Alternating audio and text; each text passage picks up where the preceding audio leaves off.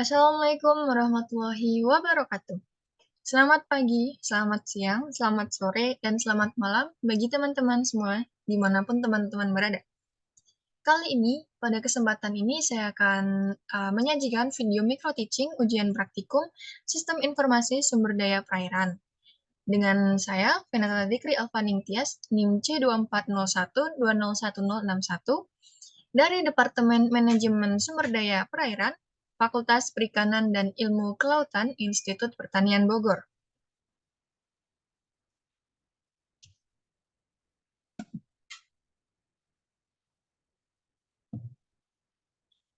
Nah, di video ini saya akan membahas mengenai penyajian peta.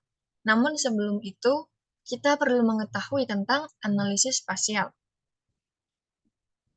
Jadi, data spasial merupakan dasar operasional pada sistem informasi geografis.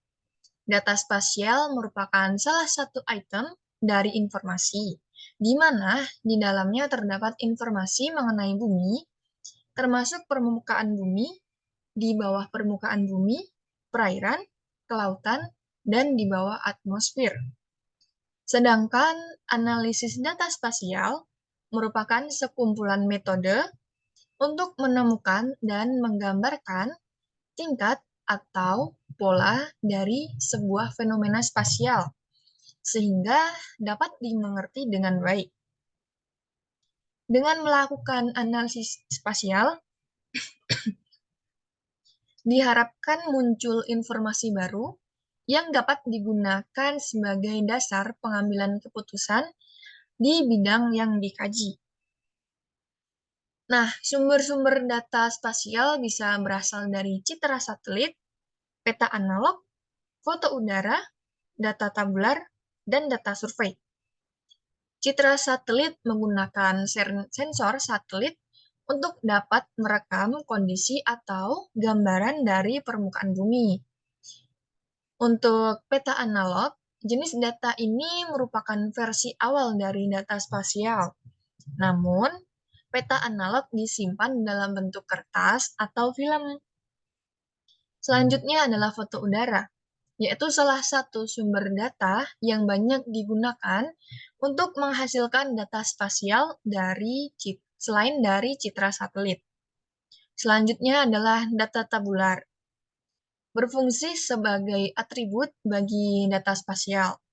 Data ini umumnya berbentuk tabel, seperti data sensus penduduk dan data ekonomi. Kemudian ada data survei. Data ini dihasilkan dari survei atau pengamatan di lapangan. Kemudian komponen-komponen dari analisis data spasial adalah interpolasi.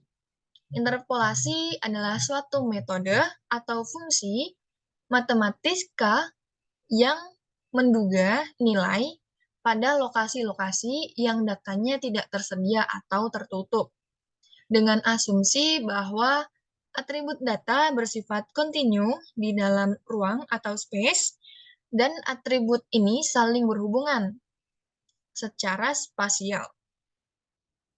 Selanjutnya ada masking. Masking dapat digunakan untuk memperjelas peta yang akan dianalisis dengan anotasi dan simbologi. Memiliki tujuan agar peta mudah dibaca. Proses masking dalam analisis spasial pada aplikasi QGIS dapat dilakukan dengan dua cara, yaitu Marks Layer tanpa plugin dan Marks Layer dengan plugin. Hasil dari proses masking adalah berupa data raster. Selanjutnya adalah reclassify. Reclassify merupakan salah satu fungsi dari analisis spasial untuk mengklasifikasikan atau mengklasifikasi kembali suatu data spasial atau atribut menjadi data spasial yang baru dengan menggunakan kriteria tertentu. Jadi intinya reclassify adalah sebuah perubahan dari suatu klasifikasi ke klasifikasi lainnya. Selanjutnya adalah vectorize, merupakan suatu metode yang mengkonversi data raster yang dihasilkan dari proses masking dan telah direklasifikasi menjadi data vektor yang utuh. Jadi bisa dilihat gambarannya sekiranya yang kita lihat sungai ini ketika data raster masih berbentuk seperti ini, kemudian ketika di vectorize jadi seperti ini. Selanjutnya adalah overlay. Overlay adalah suatu metode yang seringkali digunakan dalam analisis sistem informasi geografis.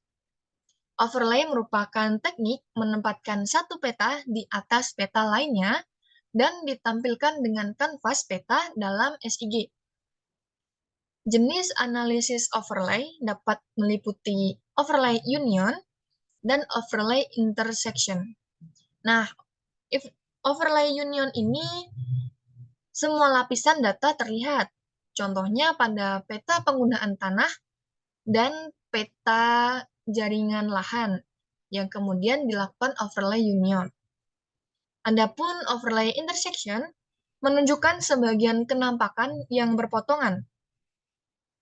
Contoh peta jenis tanah di Pulau Kalimantan dan peta Provinsi Kalimantan Tengah yang menghasilkan peta jenis tanah Provinsi Kalimantan Tengah.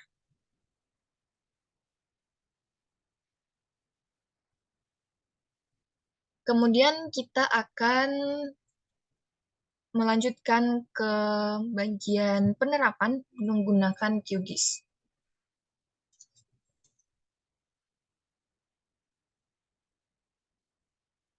Dalam penyajian peta yang sudah kita siapkan menggunakan langkah-langkah yang sebelumnya, kita bisa membuat peta atau menyajikan peta dengan aplikasi QGIS. Ketika peta sudah jadi, kita klik Ctrl P, kemudian kita beri nama video P misalnya, kemudian oke, maka akan muncul layar seperti ini.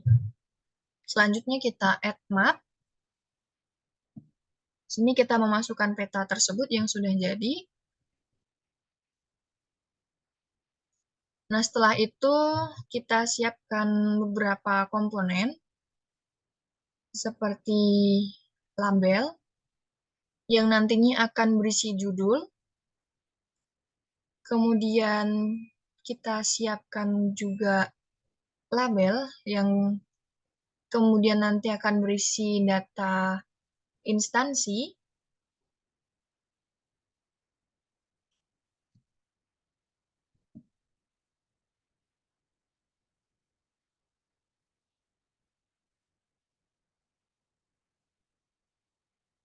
Kemudian kita tambahkan lagi label yang di bawahnya nanti akan berisi data author.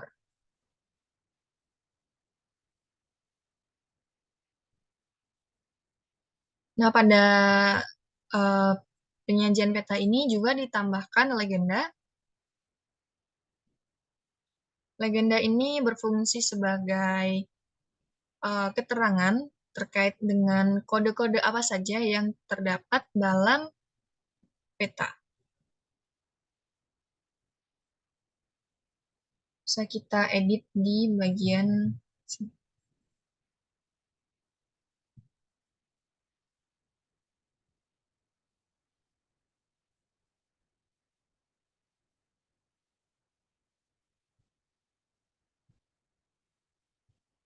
Untuk yang tidak diperlukan bisa dihapus saja. Jadi hanya data-data yang penting seperti titik sampling, jalan, laut, pulau, dan lain-lain. Kemudian nanti dimasukkan juga area penelitian di sini. Output dari proses ini bisa dilihat dari sini. Jadi, dalam peta yang baik terdapat judul. Misalkan kita ambil judul lokasi penelitian, yaitu Pulau Pramuka, Kepulauan Seribu, Provinsi DKI Jakarta. Terdapat instansi di mana peta tersebut dikeluarkan, terdapat legenda yang memuat informasi-informasi penting seperti jalan, titik sampling, pulau, dan juga laut, dan juga kita menaruh lokasi area penelitian itu di Kepulauan Seribu. Terdapat juga author di keterangan bawah. Pada peta juga harus menampilkan arah mata angin, selanjutnya ada titik koordinat, dan juga tidak lupa harus ditambahkan scale bar. Sekian video yang dapat saya sampaikan. Kurang lebihnya mohon maaf. Wassalamualaikum warahmatullahi wabarakatuh. Terima kasih.